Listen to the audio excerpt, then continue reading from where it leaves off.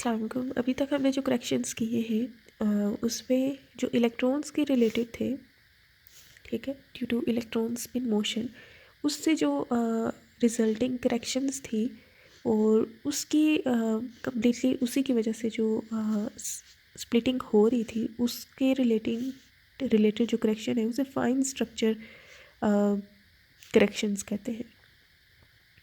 ठीक है, fine structures की कैटेगरी में आती है जिसमें काइनेटिक एनर्जी का रिलेटिविस्टिक करेक्शन था first order, and spin orbit coupling जो इलेक्ट्रॉन की यूज़ की गई थी वो जो करेक्शन थी, जिसमें हमने देखा था कि एक लेट्स से पी है तो वो 2 स्टेट्स में चेंज हो जाती है फॉर गिवन एन वैल्यू। अगर वो 2 है लेट्स से तो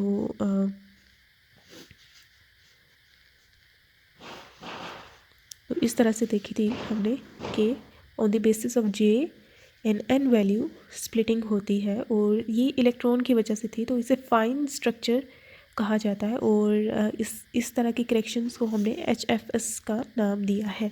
ठीक है, और हमने ये इसका एक्सप्रेशन भी फाइंड आउट किया था जो हमने रिलेटिविस्टिक करेक्शन थी प्लस की थी हमने विद जो स्पिन ऑर्बिट करेक्शन थी उससे, और हमने एक्सप्रेशन फाइंड आउट किया था Z अल्फ़ा का whole power 4 MC square by 2n cube, और यहाँ पे 1/j + 1/2 माइनस 3/4 n, यहाँ पे माइनस साइन के साथ। तो ये हमने फाइन स्ट्रक्चर देख ली थी स्प्लिटिंग। इसके बाद आती है ये इलेक्ट्रॉन की स्प्लिटिंग की स्पिन की वजह से, प्रोटॉन की स्पिन की वजह से जो करेक्शन होती है, ठीक है, या न्यूक्लियस की स्पिन की वजह से जो करेक्शन हम करते हैं उसे हाइपर फाइन स्ट्रक्चर कहते हैं। प्रोटॉन की स्पिन की वजह से जो इसकी तो डबलेट्स हमें मिले थे ना डिपेंडिंग अपॉन जे वैल्यूज़, ठीक है, for given N J values की बेस पे स्प्लिटिंग हुई थी जैसे हम यहाँ पे देख सकते हैं, लेकिन ये J values further on split up हो जाती हैं और उनकी स्प्लिटिंग को एक्सप्लेन अप करने के लिए ये भी फाइन स्ट्रक्चर्स ही होते हैं, लेकिन हाइपर फाइन मींस और ज़्यादा इनके दरमियान स्पेसिंग बहुत ही कम होती है, जिसे हाइपर फाइन स्ट्रक्चर हम कहते हैं। और the reason behind them is proton spin. तो प्रोटॉन स्पिन का एक हिस्सा हमने स्पिन ऑर्बिट कपलिंग की वजह से जो था वो PSO के करस्पॉन्डिंग अभी हमने फाइंड आउट किया था, ये एक्सप्रेशन था उसका, ठीक है, ये हमने अभी फाइंड आउट किया है, तो ये हमने इसका एक्सप्रेशन फाइंड आउट किया था। ये L जो है ऑर्बिटल एंगुलर मोमेंटम है इलेक्ट्रॉन का, ठीक हो गया। अब प्रोटॉन की स्पिन की वजह से एक और तरह की इंट्रैक्शन होती है जिसमें हम SS लेंगे, spin off proton and spin off electron की इंट्रैक्शन की वजह से जो एनर्जी आती है हम वो कैलकुलेट करेंगे, that will be equals to the magnetic moment of electron, spin magnetic moment of electron, क्योंकि स्पिन की इंट्रैक्शन देख रहे हैं, dot product with the magnetic field produced by the spin magnetic moment of proton, ठीक है।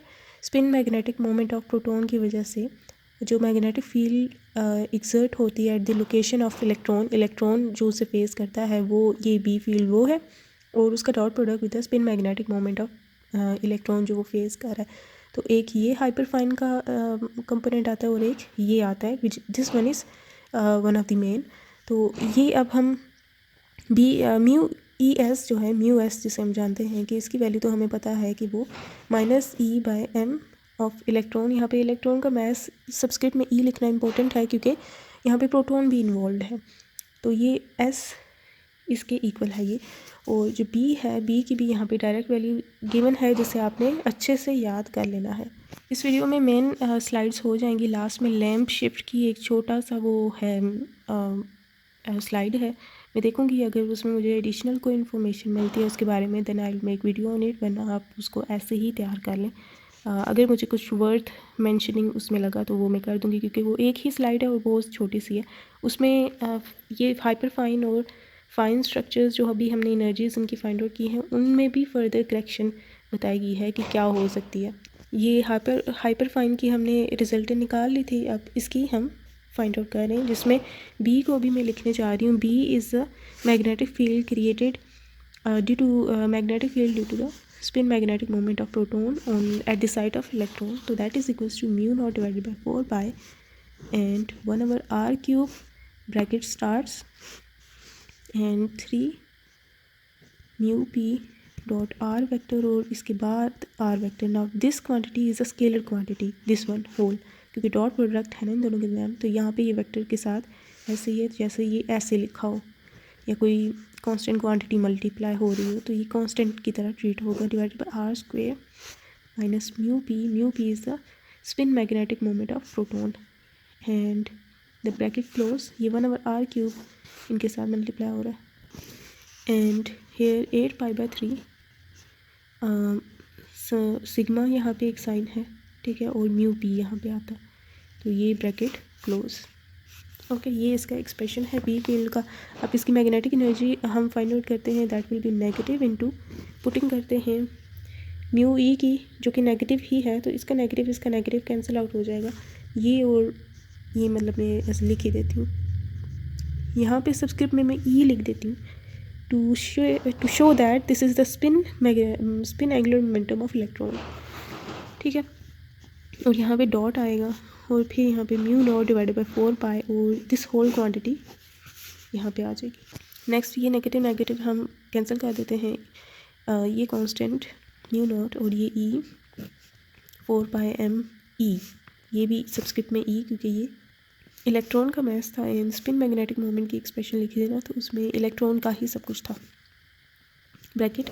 अब ये जो एस ई है इसका इन सब के यहाँ पे जो वेक्टर्स हैं उनके साथ डॉट प्रोडक्ट हमने फाइंड आउट करना है. यहाँ पे ये वेक्टर है और यहाँ पे ये आर वेक्टर है, तो ये करते हैं 1 over r cube 3 as it is mu P की अभी वैल्यू नेक्स्ट स्टेप में पुट करेंगे.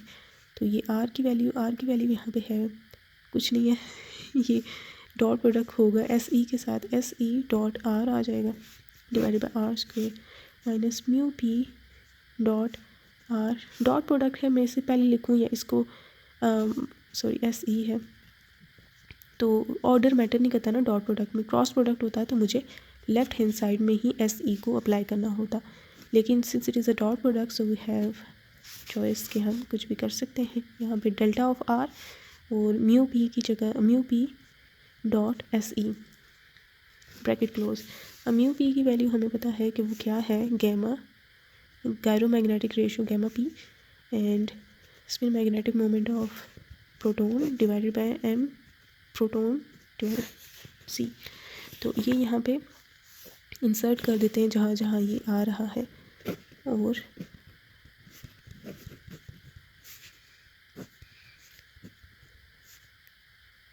म्यू पी की जगह यहाँ पे म्यू पी में ये सारा क्वांटिटी आएगा ना, कांस्टेंट वाला मैं बाय लिख देती हूँ एम पी सी, और ये एस पी डॉट आर यहाँ पे रहने देती हूँ, और ये S E dot R minus mu P यहाँ पे भी gamma P by M P C, और ये S P dot S E हो जाएगा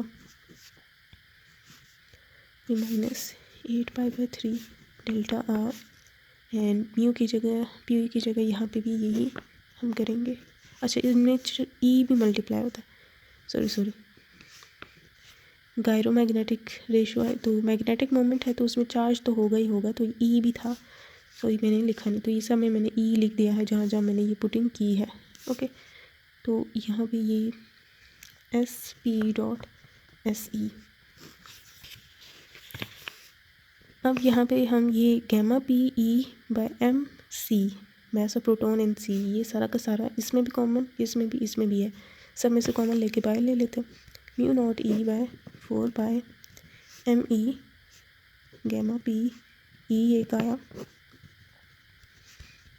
ये नंबर आर क्यूब यहाँ पे S P dot R S E dot R by R square minus S P dot S E, और ये bracket close ये वाली minus 8 pi by 3 delta of R S P dot S E. ये expression बन चुका है H S S का. Vector में नहीं आएगा, एनर्जी वेक्टर तो नहीं होती, और यहाँ पे 3 था, यहाँ पे भी 3 आता है, सॉरी. तो ये इस तरह से ये एक्सप्रेशन बन चुकी है. ये फर्दर ये जो आर वेक्टर है, वेक्टर जो होता है वो मैग्नीट्यूड टाइम्स उसका यूनिट वेक्टर होता है। तो अगर हम ये आर वेक्टर की जगह आर यूनिट वेक्टर पुट कर दें, या आर यूनिट वेक्टर, यहाँ पे भी आर यूनिट वेक्टर, दोनों का आर इस आर स्क्वायर से कैंसिल हो जाएगा और हमारे पास ये बच जाएगा जैसे कि सर ने ये एक्सप्रेशन लिखा हुआ है। अब ये हमने एनर्जीज़ की एक्सप्रेशन तो फाइंड आउट कर ली है। तो जिस तरह से काइनेटिक एनर्जी की एक्सप्रेशन में जो करेक्शन थी वो फाइंड आउट की थी, इसी तरह हमने स्पिन ऑर्बिट की इलेक्ट्रॉन की निकाली थी। तो उन सब की एक्सपेक्टेशन वैल्यूज़ को फाइंड आउट करना पड़ता है। तो एक्सपेक्टेशन वैल्यूज़ ही करेक्शन देती हैं, हमें एक्सपेक्टेशन वैल्यूज़ चाहिए होती हैं, तो इसकी भी चाहिए। और ये HPSO जो हमने फाइंड आउट की थी, proton spin orbit coupling, proton spin orbit coupling, तो उसकी भी एक्सपेक्टेशन वैल्यू हमें चाहिए होती है। तो जब हमने spin orbit coupling of electron किया था तो हमारे पास J जो है एज क्वांटम नंबर अपीयर हुआ था। ठीक है, तो J as quantum number appear हुआ था, न्यू क्वांटम नंबर। इसी तरह यहाँ पे जब हम प्रोटॉन स्पिन ऑर्बिट कपलिंग कर रहे हैं तो हमारे पास एक न्यू क्वांटम नंबर आएगा F। ठीक है, that will be equals to J plus S of proton. J is total angular momentum quantum number of electron, और ये P जो है spin angular momentum of nucleus या प्रोटॉन। तो यहाँ पे ये फिर J प्लस P, अब J की वैल्यू अगर पुट करें that is equals to L plus SE कर देते हैं प्लस SP। ये F की वैल्यू होगी, ये न्यू क्वांटम नंबर इसमें जनरेट हो जाता है, जिसकी प्रॉपर्टीज सिमिलर हैं टू दैट ऑफ नॉर्मल जो थे। जैसे ये अगर ये अप्लाई हो 5 पे तो ये आइगन वैल्यू इक्वेशन देगा। ये जैसे वहाँ पे L स्मॉल L आ जाते थे, यहाँ पे ये H कट स्क्वायर 5, इसी तरह इसका Z कंपोनेंट 5 पे अप्लाई होगा तो मैग्नेटिक क्वांटम नंबर F के करस्पॉन्डिंग H कट 5 वापस आ जाएगा। और इसकी जो F है, F वो इक्वल हो जाएगा J प्लस माइनस 1/2 के, क्योंकि SP अगर हम बात कर रहे हैं तो वो उसकी 2 पॉसिबल वैल्यूज़ हो सकती हैं ना, plus minus 1/2 spin quantum number की अगर हम बात करें तो, क्योंकि प्रोटॉन्स भी तो फर्मियंस हैं। तो इसकी वजह से, इनकी वजह से ये जो HPSO और HSS टर्म्स हैं, इनकी वजह से हाइपर फाइन स्प्लिटिंग होती, हाइपर फाइन स्ट्रक्चर्स बनते हैं। ठीक है, जिसमें हमने अभी बात की थी कि जो फाइन स्ट्रक्चर्स थे उनकी भी फर्दर स्प्लिटिंग कर देती है, ये फर्दर स्प्लिटिंग कर देती है। ये 2 टर्म्स रिस्पॉन्सिबल है उन फर्दर स्प्लिटिंग के लिए, और ये बहुत इंपॉर्टेंट टर्म्स हैं एस्ट्रोफिज़िकल एस्ट्रोनॉमिकल रेफरेंस से, कि वहाँ पे हमें जो डाटा मिलता है उसमें इस इन लाइंस की, हाइपर फाइन स्ट्रक्चर्स की बहुत ज़्यादा इंपॉर्टेंस है। तो यहाँ पे बात की जा रही है नेक्स्ट इससे बाद कि फॉर ग्राउंड स्टेट ली जा रही है, L इज इक्वल टू 0 जो है ग्राउंड स्टेट को कंसिडर किया जा रहा है, S स्टेट को ग्राउंड स्टेट लिया जा रहा है। तो जब S state ground state L is equal to 0 ली जाती है तो HPSO टर्म अगर हमें याद हो तो HPSO टर्म में ये था, तो अगर L 0 है तो ये टर्म भी 0 हो जाएगी। ठीक है, HPSO टर्म, तो for ground state L is equal to 0, HPSO term is 0, लेकिन HSS टर्म जो है वो 0 नहीं होती। उस केस में यहाँ पे ये टर्म है ना हमारे पास, तो ये दो जो हैं average outs, these two average outs to 0 for ground state, ये दोनों 0 हो जाती है, लेकिन ये वाली टर्म रह जाती है। तो ये वाली टर्म हम बचा के रखते हैं, ये सारी टर्म इनसे भी मल्टीप्लाई हो रही है, तो ये लिखते हैं, ये लिखते हैं। तो वो सारी टर्म जो बाहर थी वो हम लिखते हैं। तो यहाँ पे ये फिर यहाँ पे एवरेज का कंसेप्ट लाया गया है कि that average delta HFS hyperfine structures is equals to the expectation value of ये स्पिन वाली जो एनर्जी की एक्सप्रेशन थी, म्यू नॉट 4 बाहर था, गैमा P भी बाहर था, E² भी था, ME MP C, ये सारी की सारी चीज़ें बाहर पहले से मौजूद थी। फिर आता है 8π/3 जो कि अंदर था, और उसके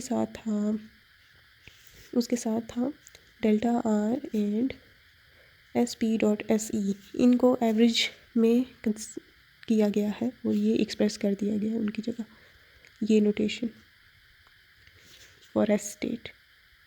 ठीक है, expectation value state.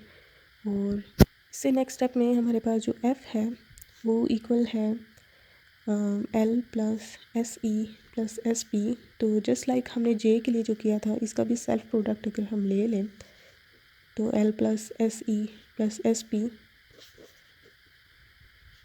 Dot product and if we take L is equals to zero, ये भी ज़ीरो ये भी ज़ीरो, क्योंकि हम ग्राउंड स्टेट की बात कर रहे हैं, तो ये फिर SE प्लस SP वाला केस सिर्फ रह जाएगा। ये फिर ऐसा ही हो जाएगा जैसे होल स्क्वायर होता है, तो ये SE का स्क्वायर प्लस SP का स्क्वायर दोनों सेम है, प्लस 2SE डॉट SP। ठीक है, तो SE डॉट SP की वैल्यू चाहिए, तो सिमिलरली ये 1/2 F square minus SE square minus SP square. Okay, तो ये अब इनकी वैल्यूज़ पुट करते हैं। F into F plus one, सब में एज कट स्क्वायर आएगा तो मैं बाहर कॉमन ले लेती हूँ, तो ये S into S plus one minus S into S plus one. दोनों के spin moments, spin quantum number दोनों के सेम होते हैं। ठीक है, दोनों के सेम, तो वो दोनों ऐड हो जाएंगे, तो दोनों के स्पिन इक्वल होते हैं, इसलिए मैंने इन दोनों की जगह ये दोनों को ऐड कर दिया है। तो यहाँ पे S को हम पुट कर सकते हैं और देख सकते हैं S है 1/2, S plus one is 1/2 plus one,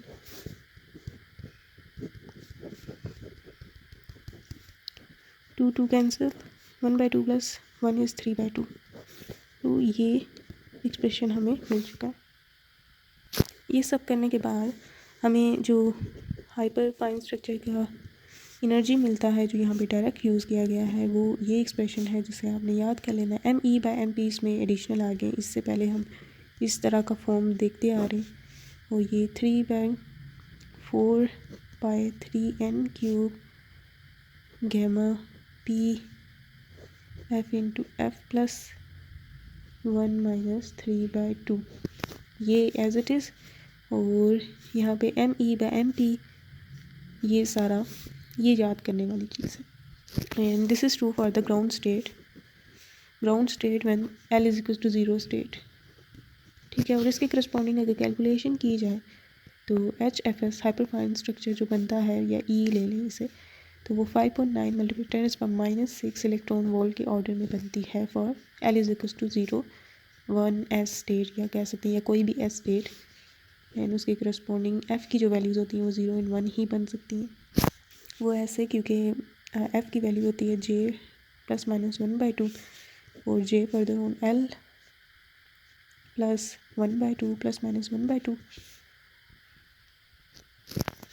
ये भी अगर प्लस माइनस भी कर दें फिर भी, तो L ज़ीरो है, तो इसकी जो वैल्यू आएगी वो 1/2 आएगी। L ज़ीरो लेंगे तो 1/2 मॉड, तो ये 1/2 प्लस 1/2 या 1/2 minus 1/2 which is zero, this is 1। तो 0 और 1 इसकी पॉसिबल वैल्यूज़। और इसके करस्पॉन्डिंग इस स्प्लिटिंग या सेपरेशन ऑफ एनर्जी के करस्पॉन्डिंग जो लैम्डा बनती है वो 21 सेंटीमीटर, फ्रिक्वेंसी इज़ 14-20 हर्ट्ज़। ये सारी चीज़ें आपने खुद ही देख लेनी है। और इसके बाद जो एक्सप्रेशन दी जाती है for hyperfine structure when L is not equals to zero, then ये सारी की सारी एक्सप्रेशन ये यहाँ तक एज इट इज़। ठीक है, gamma P as it is divided by 2n³ आता है, ये वाला पार्ट नहीं आता, and multiply by plus minus 1 divided by F plus 1/2 into L plus 1/2। तो इस तरह से ये वाला टॉपिक वाइंड अप हो जाता है, जिसमें हाइपर फाइन स्ट्रक्चर्स को देखा जाता है। लैम्प शिफ्ट आपने खुद कर लेना है, क्योंकि वो छोटी सी स्लाइड है, उसमें इतनी डिटेल नहीं है।